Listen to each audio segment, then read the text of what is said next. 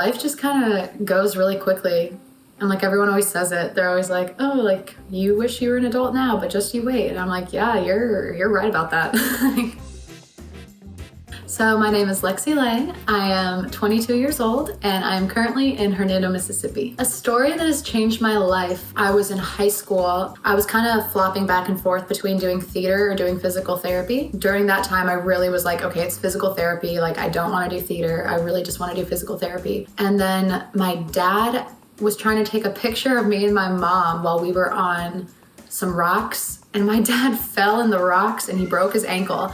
And whenever I saw his ankle was broken, I passed out. And I was like, maybe physical therapy is not something I should be doing. And then I got the lead in a musical, which like had never happened. I was always just like ensemble. It was Ariel and the Little Mermaid. I was at the point of where I was doing like 4 shows every 3 months.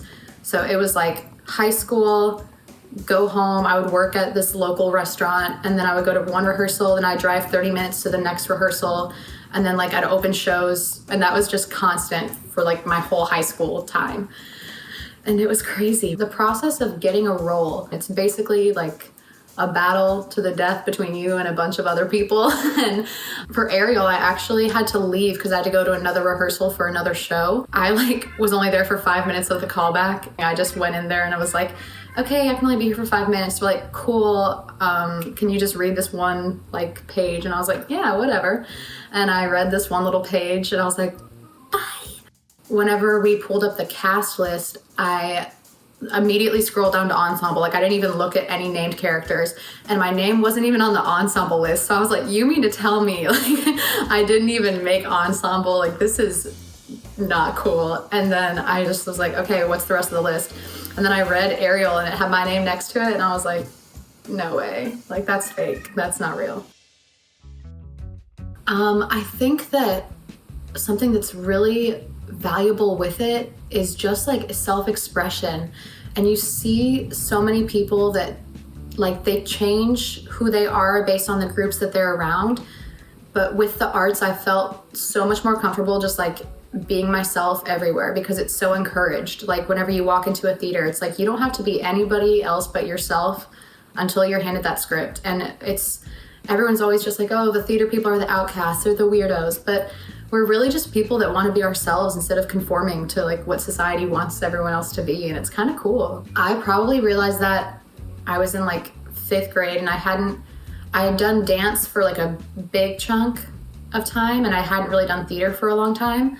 I love dance. This is gonna sound so wrong, but like a lot of times there's just so much judgment in dance and like there's so much that has to be so perfect with technique, with like point your toe, with stand up straight. Whereas like with acting and like performing, it doesn't matter. Like you just get to be that. You just get to perform and just get to live how you want to through a character. And it's kind of just like your own form of therapy, to be honest. Like you relate to it so much and then you get to like play it out and you get to be like, wow. Like the same with like singing. Like whenever you're singing a song, like it like hits you like right there and like you're like, this song I could have written this song. Like it's so much about my life.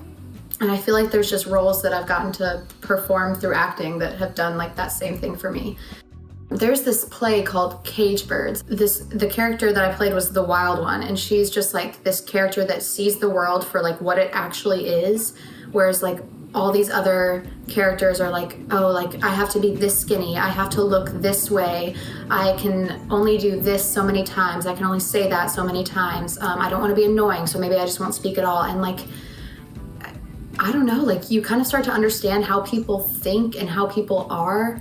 Someone who shows greatness around me, his name was Jeff and his wife Charlene. And whenever I met Jeff, he had cancer. He wanted nothing more than to travel and experience life for however long he had. They went everywhere. And every time they would come back, they would show us pictures and tell us about where they were. And then I was at church one morning and we got a call that Jeff had passed away. And I just remember like it hadn't rained in so long. And then that morning, it just like downpoured, like right after we had all found out.